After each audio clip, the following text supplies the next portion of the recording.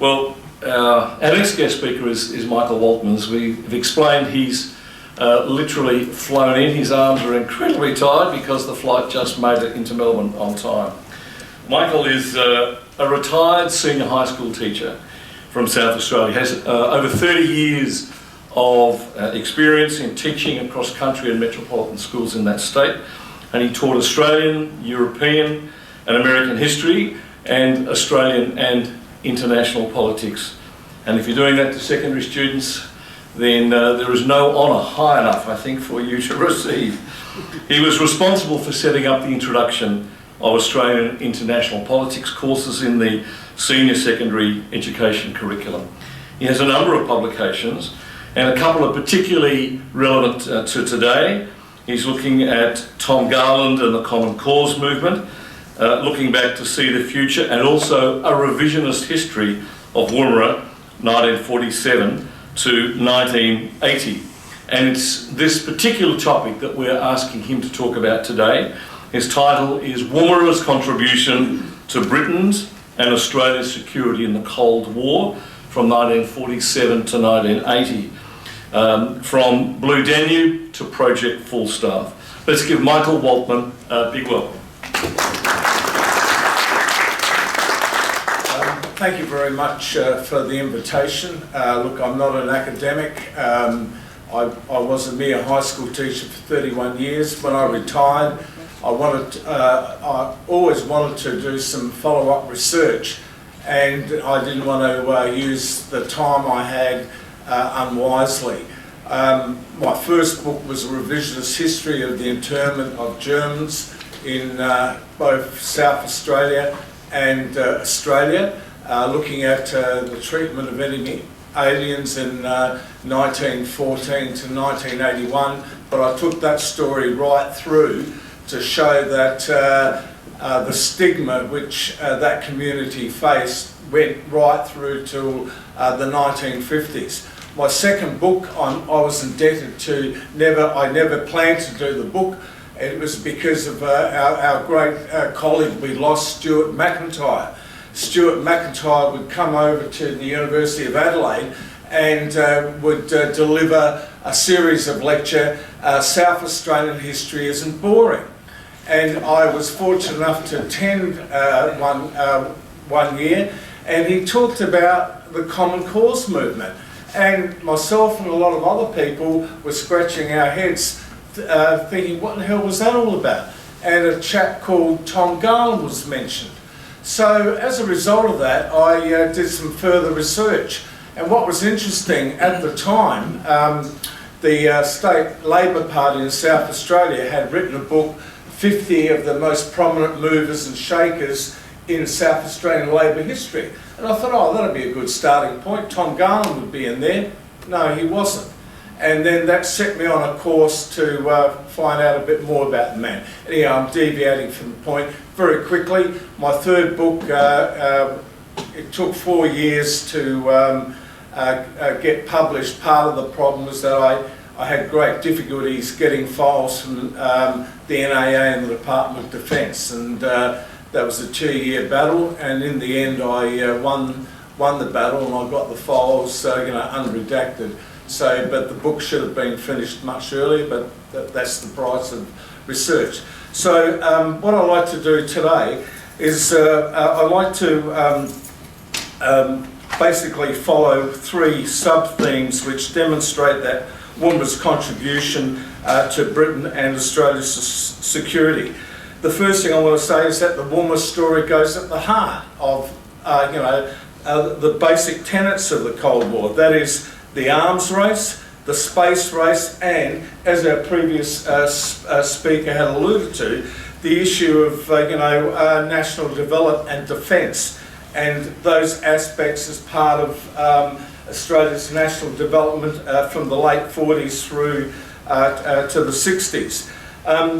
So I'll start off with the political and international context. I just want to say, firstly, that since the 1940s, space activities have been the heart of Australia's most important alliance relationship between Britain and the United States. I just want to make the point that the joint project has always, been researched, the fact that it was a British thing, but right from the beginning, from 47, the Americans were always in the background. As I'll show a little bit later on, that as the years moved forward into the 50s, America played a greater and greater role.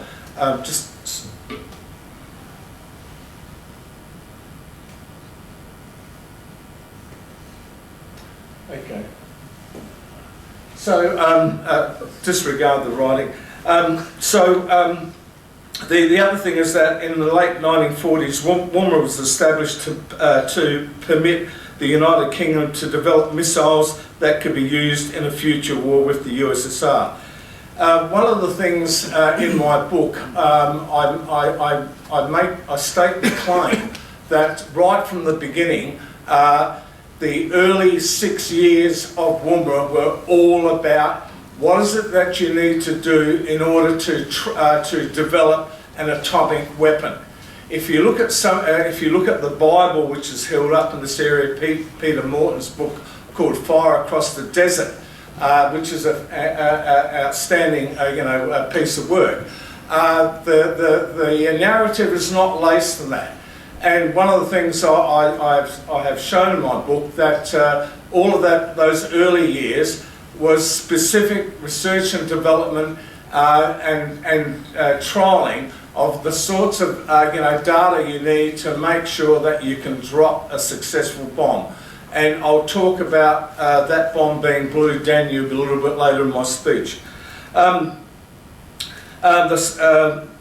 The joint project started officially in 1947, and it was a direct result of the McMahon Act a year before. You may recall that the McMahon Act, basically after the Americans had dropped the atomic bomb, they basically said we ain't going to share our technology with the rest of the world, left England in a real conundrum, and England then had to look at going on its own. And so hence the joint project was born out of that. The other thing I want to say is that when we talk about Woomera, I don't only mean Woomera per se, but there are other components to that. You can't talk about Woomera without talking about the Weapons Research Establishment.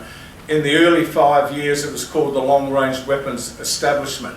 The other things which were part and parcel of that were the Port Wakefield Proof Range, Malala.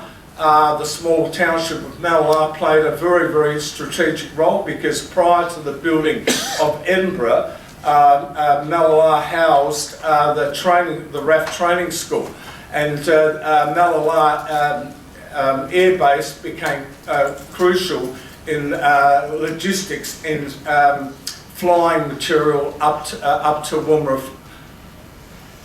Next thing.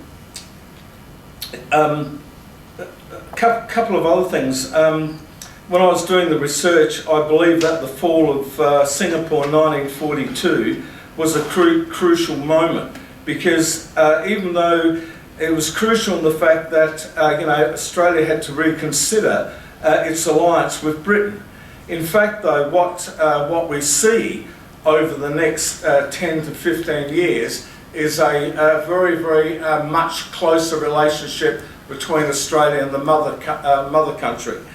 In 1944, Britain asked the Commonwealth government to supply as much uranium as it could, and this, as you know, sparked the whole uranium exploration. And you cannot talk about Woomera without also talking about that. The uranium in those early days were the beginning of England moving down the track of developing atomic energy. The other point I want to make is that from our previous speaker, all the political leaders, federal and state, from Chifley to Menzies to our own Tom Playford, embraced the opportunity that the atomic age would bring. And they embraced it for three reasons. The first reason was the kudos of being involved in the development of an atomic weapon. The second one was that very, very early in the piece, there were a lot of rumblings about the potential of atomic energy. In fact, Sir Mark Oliphant, if you look at some of the press cuttings as early as 1946, 47, was talking about that on the Spencer Gulf and Port Pirie, that would be the possible future site, for the development of atomic energy.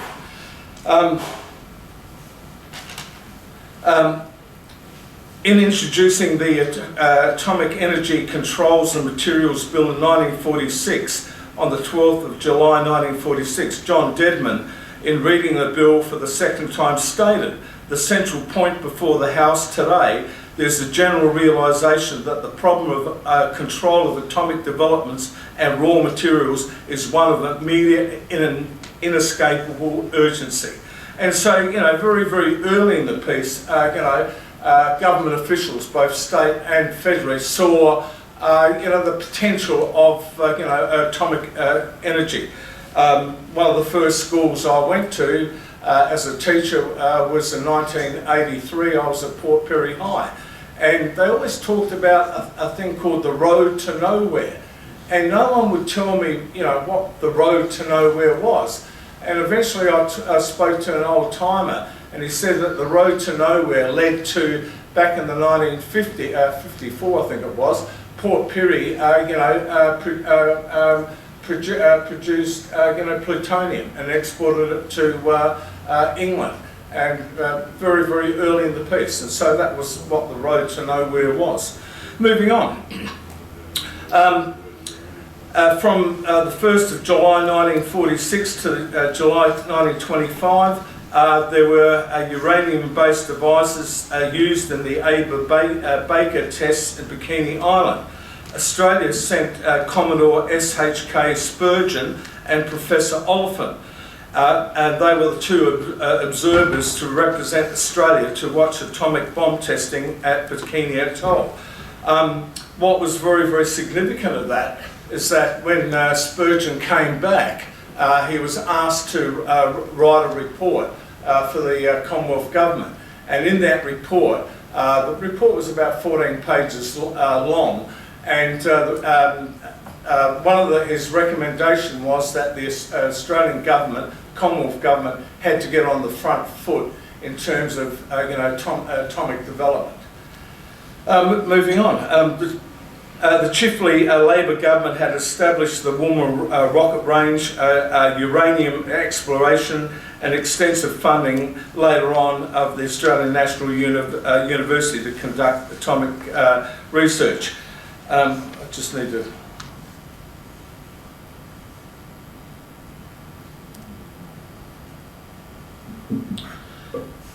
From the beginning of the atomic age, Britain chose Australia to conduct their Cold War programs of atomic and nuclear weapon testing. Australia and the Pacific Islands were used as nuclear playgrounds to conduct more than 315 atmospheric and underground tests. The Menzies government...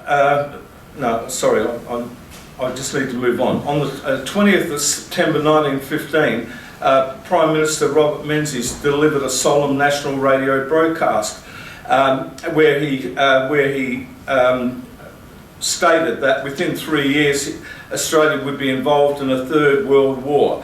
This would become the justification, one of the most momentous decisions of the Cold War. He agreed secretly, without any consultation with his cabinet or the Australian people, to the British request to test atomic bombs in Australia from 1953 to 1963. And that was a very, very important event for Australia, and on a number of different levels. Operation Hurricane was a 25 kiloton test in Australia, and this test confirmed Britain as the third nuclear power, and Australia wanted to be very much part of that club. prior to and after the Second World War saw the start of atomic weapons revolution. Weapons revolutions can be defined as on the onset of a new type of armed force, the most important scientific development being British atomic fusion research and its military application. In fact, about a month ago I spent 5 days in the National Archives in Canberra, and I found some interesting documents that as early as 1949 the Defence Department had already set out contingency plans in the event of Australia being attacked with an atomic bomb. Okay, the innovation of nuclear weapons along with their delivery means redefined the character of warfare, and Australia played a crucial role, both in our context and in the international context. Exploring the Anglo-Australian relationships through the lens of science and technology, and I sort of done this, provides a new paradigm for examining the nature of the special relationship during the Cold War.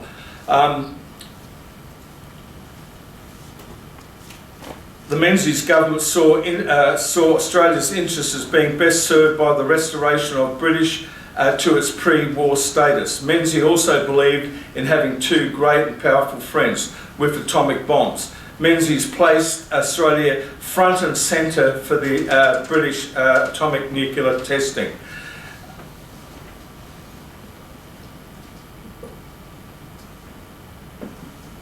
I'll make some. I'll now just talk about Blue Danube. Australia's ambition to.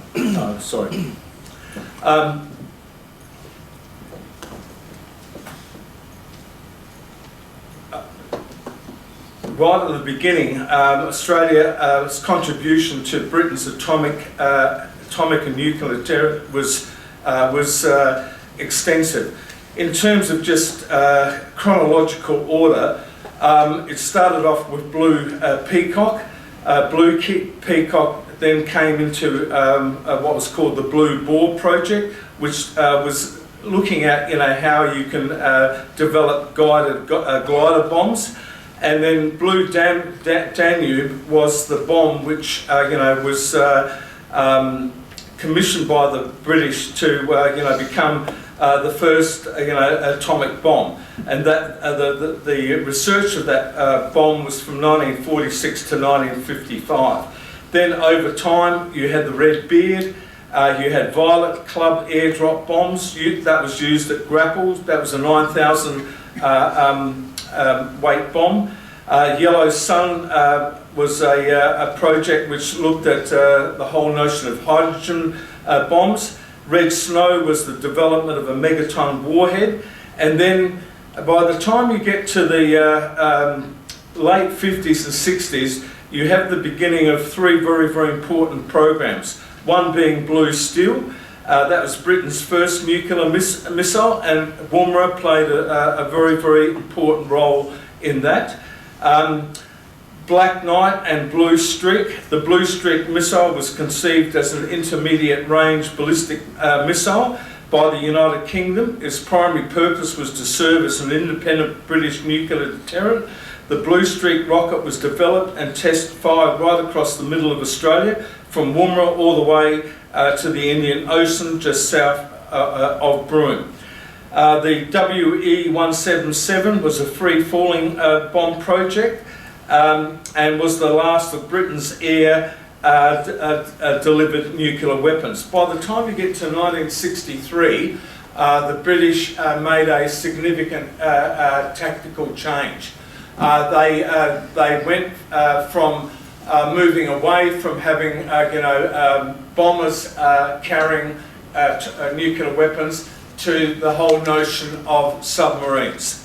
And in 1963 was a very, very important turning point, because during that time British submarines would be constructed with the purpose of carrying a nuclear weapon. Now, Australia, one of the reasons why I did the book, I knew a long, long time ago, back in the 80s, about a project called Project Falstaff. And one of my motivations of writing the book was to find out a little bit more about Falstaff. And the origins of Falstaff actually start in 1963. And so that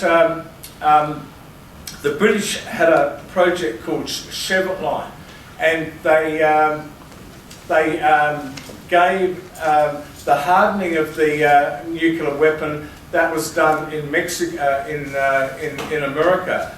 But the other aspect, developing a PAC system, PAC is an anachronism called penetration aids carrier. And what that basically means is that if, for argument's sake, the US launched a missile, the British or Americans could counteract, but on the missile there were sub-missiles, so that the idea was that the sub-missiles could confuse the oncoming missile. That technological task was Project Falstaff. I got very, very frustrated because I couldn't find anything about Project Falstaff in the National Archives files, till I found the code. And the code was CQ941.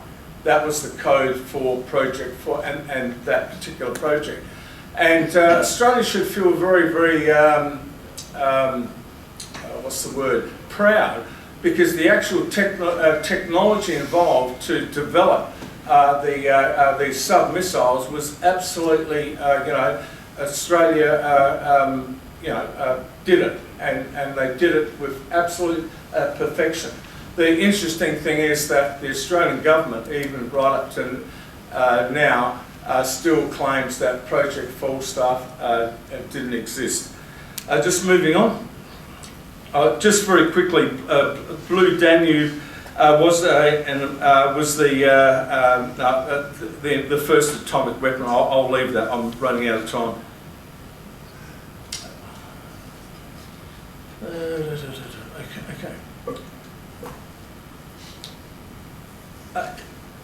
After just continuing on with the issue of weapons, the Americans in 1958 organised what was called the Defence Advanced Research Project Agency, and that particular organisation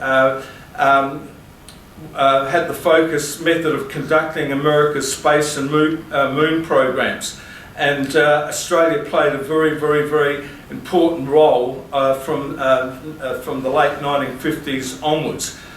The other thing also, before leaving, Woomera, it needs to be stated that besides, the notion of, having, developing atomic weapons, throughout that period, Australia developed a number of other very, very important array of missiles and research projects. They developed advancements in air-to-air weapons, surface-to-air weapons, air-to-ground weapons, anti-tank weapons, anti-submarine weapons, bombs, research vehicles, high explosive research, hypersonic international flight research, and experimentation called hi-fi. In fact, Australia's been at the cutting edge of hypersonic technology for a long, long time. And also, I think it's the third objective of AUKUS is the development of future hypersonic weapons. And we should not also forget the price of ANZUS. ANZUS also introduced the Signals Intelligence Organisation. We should also remember that as part of the ANZUS agreement, that's why we have the Northwest Cape, Pine Gap and Narungga. It's interesting that just in the press just recently, the Pine Gap's come into a bit of well, I wouldn't say criticism, but its role with helping the Israeli army and the dispute in Gaza. On the 26th of February 1960, the Menzies government entered into a partnership with the United States to build a series of specialised tracking stations to support NASA's space program. These stations would prove crucial to the manned spaceflight networks and deep space networks and satellite tracking and data acquisition, helping the United States to first catch up and then overtake the US SSR in the space race. So Woomera, by de facto, also played a very, very important role in the space race during the Cold War.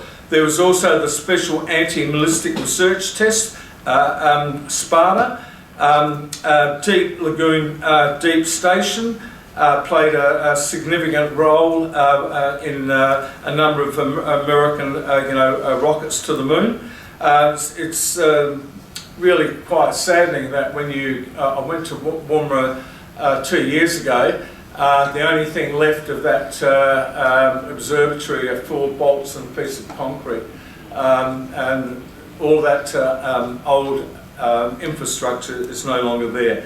Where I live in the northeast of Adelaide, there was what was called the Trannet station built at Smithfield, and this was part of the US Transit Navigation Satellite Program to provide the US fleet ballistic missiles and submarine navigational support. All of these things were crucial in the Cold War.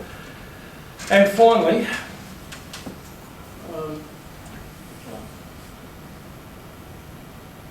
I just want to talk about one of the things I say in my book is that I use the theory of the military-industrial complex to analyse what Woomera was all about. And let's be very clear about it.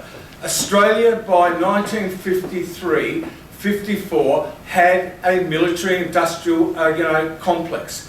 And what I mean by that is that you had the government playing a role.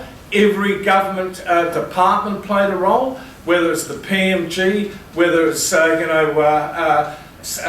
CSER or then CSIRO, our own weight institution in South Australia played a role. You had a whole array of private contractors who were involved in that. So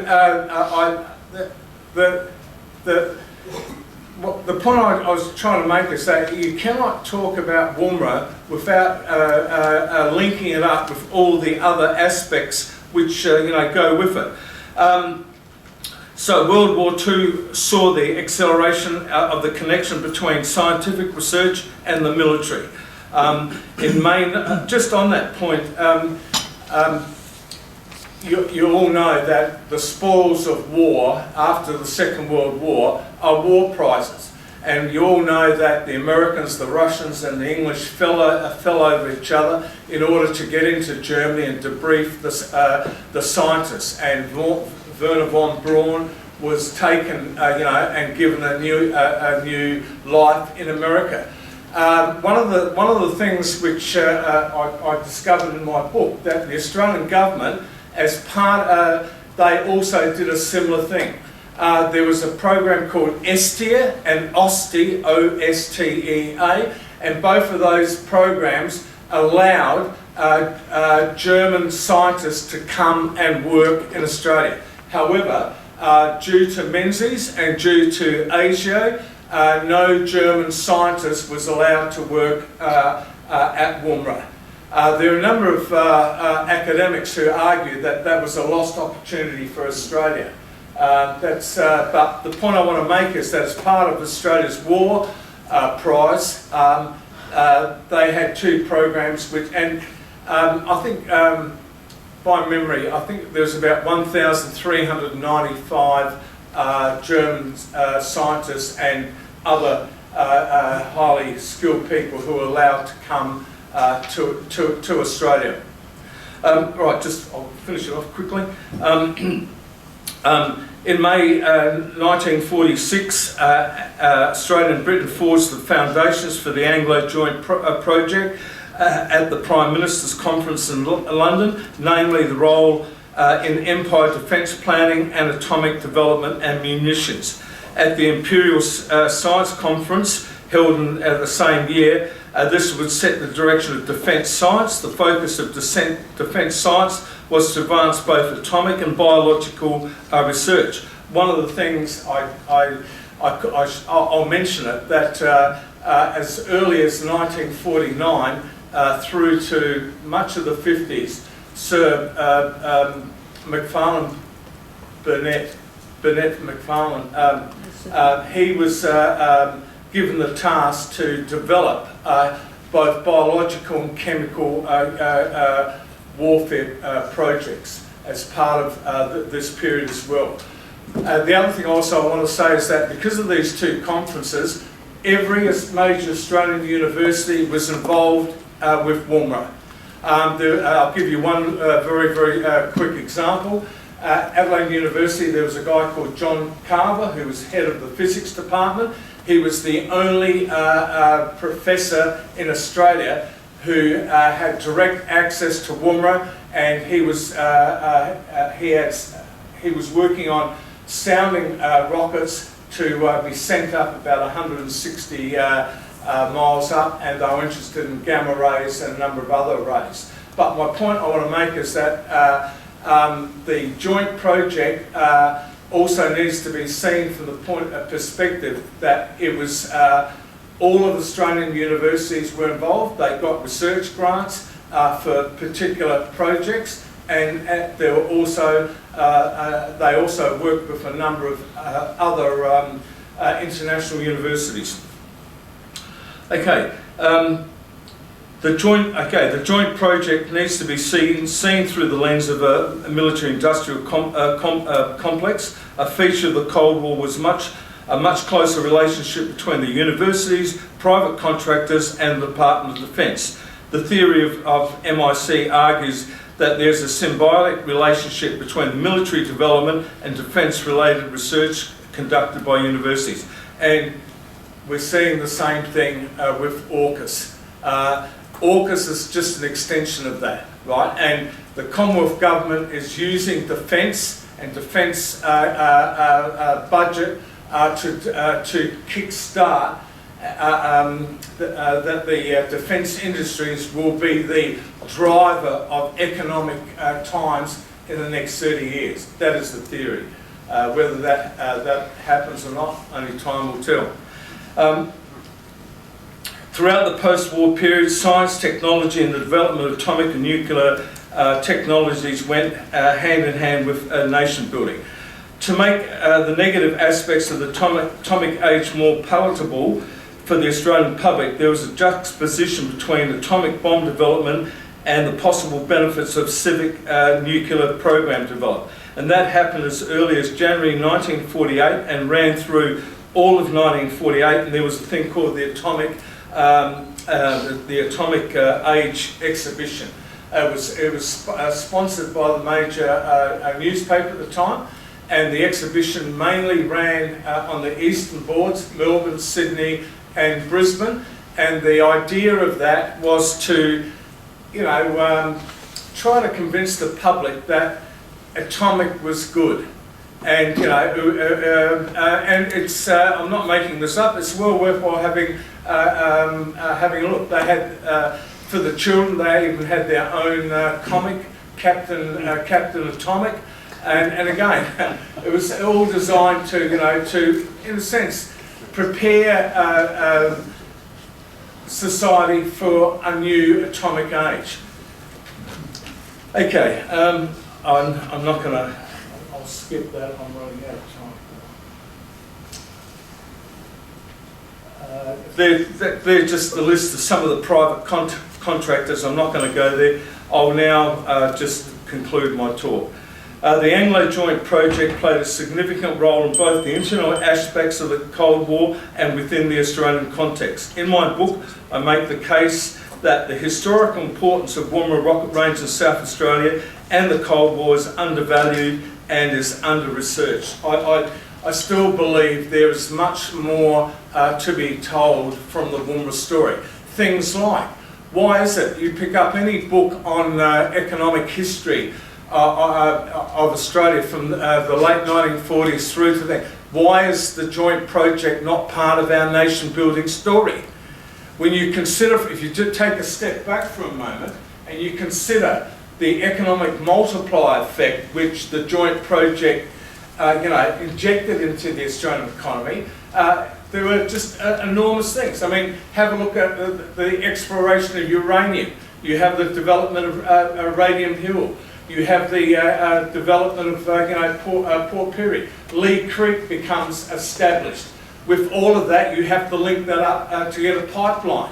So my point is simply this, that if we're going to talk about national development, that part of the story has to be, part of that. I know why it's not, because the project was secret. The government didn't want to share those secrets. I fully understand. But there's at least 2 PhD theses for some young history graduate if they want to pursue that. Just very quickly, let's not also forget that that the Woomera story is at the heart of the arms race, space race and national development, and in its heyday of rocket testing, it covered 270,000 square kilometres. Woomera hosted the second highest number of rocket launches in the world, exceeded only by NASA launch facilities at Cape Canaveral. We should not forget the fact that Australia leapt out of the space race starting blocks in 1967, becoming just the 3rd nation in the world to build and launch its own satellite RESAT. And I mean, that in itself, I don't know, there's something fundamentally wrong with our society. We very rarely, pay tribute to that. The story of RESAT was done literally on a shoestring budget. The Americans gave the University of Adelaide a Redstone rocket, and Carver and his team, within 9 months, built RESAT. And it was an amazing piece of technology to pull up, and yet we very rarely celebrate some of those achievements.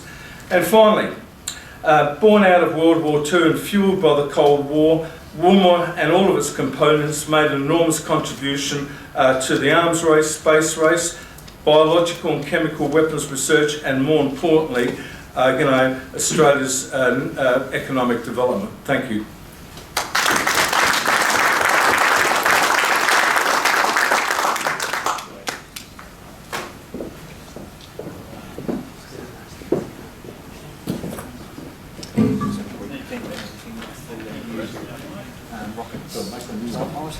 You're absolutely perfectly on time. In fact, I've got an extra minute to say thank you. Michael, it's just wonderful to hear a speaker with passion and knowledge on a topic. And you've created a little industry for a news agency up the road here, because I think everyone's pens are now empty of any ink. They've written down so many questions. It was just tremendous to hear. If Andrew Kilsby were here, he would make the terrible joke about the Australians always waltz to the Blue Danube, but that'd be his joke. Born in Lee Creek. That'd be, you're born in Lee Creek. Nothing wrong with me. Yeah. We're not going anywhere near that. We are going to have time for questions a little later on, but on behalf of everyone, thank you, thank you, thank you. Thank you very much for inviting me, and thank you.